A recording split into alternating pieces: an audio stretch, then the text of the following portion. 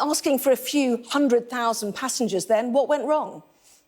Well, first of all, Anna, I'd like to start by apologising unreservedly for the disruption that yesterday's events caused.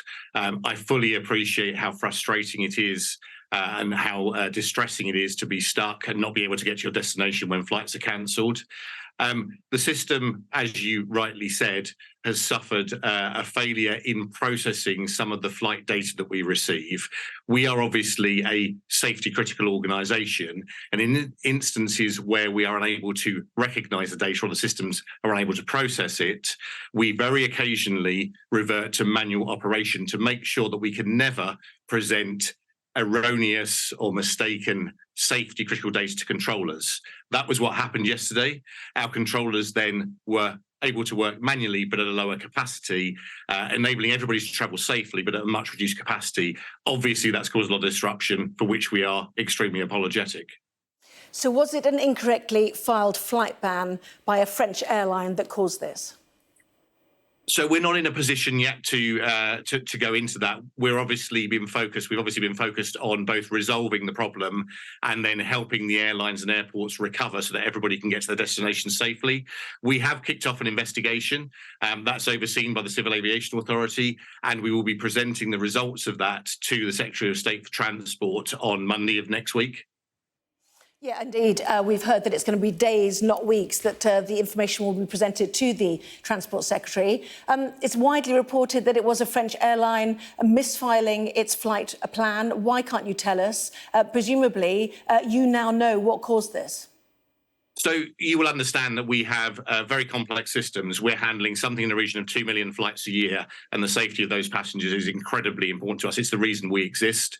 So we are not going to rush into saying what the cause is until we absolutely, completely, fully understand. Are you ruling out the single flight plan being one of the causes, though? No, I'm not ruling out anything at this stage. We are conducting an investigation. We will conduct it incredibly thoroughly, and we will make sure that we have all of the answers, in part to make sure we understand what went wrong, but also to make sure that we understand how to avoid things like this happening in the future. Could it be a single flight plan that caused this? And if so, are you fundamentally concerned about the veracity of your systems and how effective they are? So it could be a single flight plan, but bear in mind, obviously, that we handle something in the region of, I'm going to say 20 million flight plans a year, probably more than that. And the absolute vast majority of those are handled absolutely perfectly. If it is a flight plan that has caused this, we know it's something in the flight data, then we will get to the bottom of it and understand why. What's really important, though, is our systems, when they see something like that, make sure that we don't do anything unsafe. That is our absolute priority. So in resolving this issue, we reverted to manual processes and procedures, which allowed us to make sure that everybody travelled safely, recognising that caused a huge amount of disruption. But obviously, safety is the absolute priority. Can you rule out hacking or a cyber attack? So we always investigate for hacking and cyber attack, and obviously you will understand that we have very good defensive, which I won't go into. We are fairly certain, we are still investigating, but we are fairly certain nothing points to a cyber attack in this particular instance. Now that we know that a single misfiled flight plan could cause this issue, does it make a cyber attack more likely? No, as I said, we have lots of defence against cyber attacks, and we are absolutely processing millions of flight plans a year. So something like this is incredibly rare. Our focus obviously has been on recovering the situation. So we restored to normal operations yesterday afternoon. We've been operating normally since then. We have no reason to believe that this will be repeated. We have processes in place to make sure that we can recover from any future failures. Or in fact, prevent any future failures from occurring of this nature. So we're absolutely focused now on getting everybody safely to their destinations and then focusing on the investigation. You say in your statement that we resolved the problem quickly. How quickly? What time exactly did it start and what time did it conclude? So we first saw the problem at around 8:30 in the morning. We had engineers working on it immediately. We have a certain amount of stored data in the system, so we were able to operate normally for several hours. In fact, nearly 4 hours we were able to operate normally. As it got closer to that period and we were still to diagnose the exact issue, and obviously we need to diagnose it exactly and make sure we fix it very precisely, because the last thing we want to do is make the situation worse or unsafe.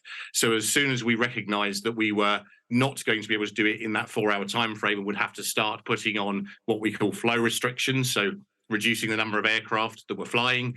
We worked with the DFT, we worked with the CAA, we worked with the airlines and the airports to make sure that we could handle the situation as best as possible and then recover as quickly as possible once we had identified the cause. So how long exactly then? What was your quickly definition? So we recovered the system to full normal operations at around 2:30, and then we slowly removed the flow controls. So effectively, if you imagine it's a little bit like speed controls on a motorway, you don't want everybody accelerating up to 70 miles an hour immediately. So we removed those over the course of a few hours, but the problem was rectified by around about 2:30. So the potential is that a single misfiled flight plan caused system issues for 6 hours. So that is absolutely the case. And fortunately, these things are incredibly rare. We work very diligently to make sure these things don't happen. The last time we had a failure of this magnitude in terms of the disruption was 10 years ago. So we work very hard to make sure that these things are incredibly rare. That doesn't in any way negate the fact that we completely understand, I completely understand and apologise to everyone who's been affected.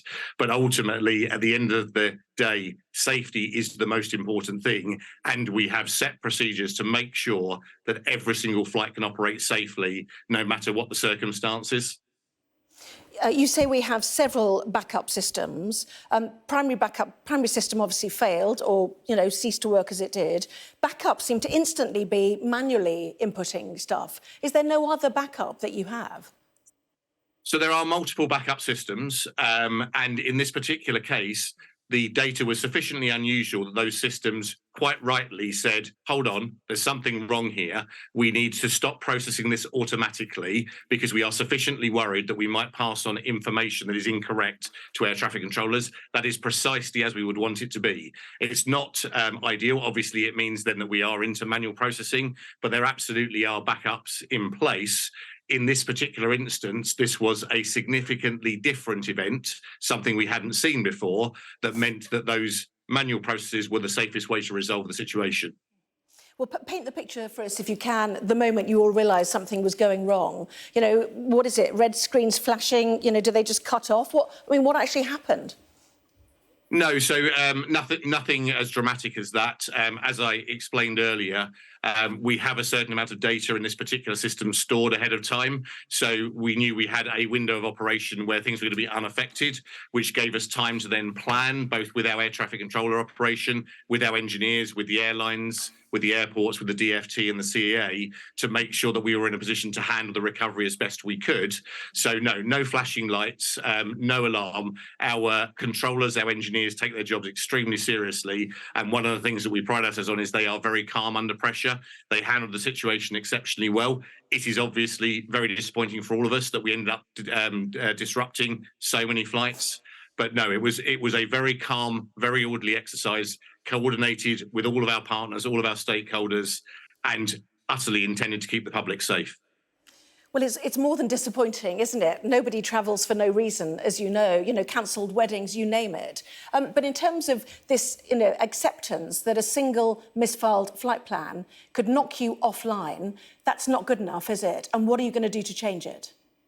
Well, so to start with, I want to be very clear. We were not knocked offline. At no point was UK airspace not operating. In fact, it was still operating and back up and operating relatively quickly. Now, this is a longer disruption than we would normally see. These are very rare events. We work very hard to make sure that's the case. As I've said to you, we are investigating the problem. We are doing that with the CAA, and we will be presenting the results to the Secretary of State for Transport next week. We will obviously then learn the lessons from that. We will examine any findings from that we need to take forward. We do understand the problem. We have fixed the problem, so that won't reoccur. But obviously, there are wider lessons always to learn from these, and we make sure that we do so. But our overriding priority is always going to be safety. We are always going to make sure that our passengers, the airline's passengers, the travelling public, get to where they need to safely. Do you anticipate systemic changes from this? It's too early to say whether there's systemic changes. We need to get to the bottom of the investigation. We are working on that at the moment. That will only take a few days. We will be coming out with that preliminary report, as I said, to the Secretary of State in a few days. We will take from that what we need to in terms of whatever changes we need to make. We have already made changes to ensure this problem can't reoccur. We've also made changes to make sure that similar problems can't reoccur. So we are already in action. We are operating normally, and we expect to continue to operate normally. So if you can make the changes so simply, why weren't they already in place? Well, so as you will appreciate, when failures like this happen, they happen for reasons that we've never seen before. We operate 24/7. We are continuously handling thousands, nearly 8,000 flights a day, and these issues are very, very rare. Obviously, we can only cater for those things that we see. We have never seen this problem before. We've taken steps to fix it as quickly as we possibly can. We recognise the disruption it's caused, but we are absolutely focused on making sure that whenever there is a problem, it is safely resolved. Mostly that happens without anyone noticing. Most flights are not delayed. When something like this happens, clearly it's very regrettable, and we apologise profusely to everyone impacted. But we will not compromise safety, and therefore, if these sorts of things happen, we will absolutely reduce the flow to make sure that everyone gets to their destination safely. Well, how often does it happen? I mean, you say you've got 4 hours worth in the system, effectively. Does it happen more often than the decade that we heard about? No, it doesn't happen more often than the decade than we heard about. On a large infrastructure like NATS, like any big infrastructure, we're a safety critical organisation. We have hundreds of sites around the country with hundreds of pieces of technical equipment, thousands of pieces of technical equipment. We have a very well-funded, well-run maintenance program that makes sure everything works. But obviously, like any technical system, things will fail. In 99% of cases, backup systems take over, or engineers fix the problem before it becomes an issue in terms of delay, and certainly before it becomes an issue in terms of safety. So these things are very rare, largely due to the proactive nature of all of our engineers, all of our controllers, all of our staff to make sure that we take safety incredibly seriously. Have you reminded airlines how to correctly file flight plans? So airlines are very well aware how to file flight plans. So I wouldn't be telling them how to do that. There are clearly rules around it. We will wait for the end of the investigation to understand whether there's new guidance we need to give out. I'm not ruling that in. I'm not ruling that out. We need to complete the investigation before we could go down that path. And on passengers, you've apologised to them. Some of them are still waiting to get flights home, as you're well aware. Some have been told they can't get one till next weekend. One, I read, can't get one for 12 days.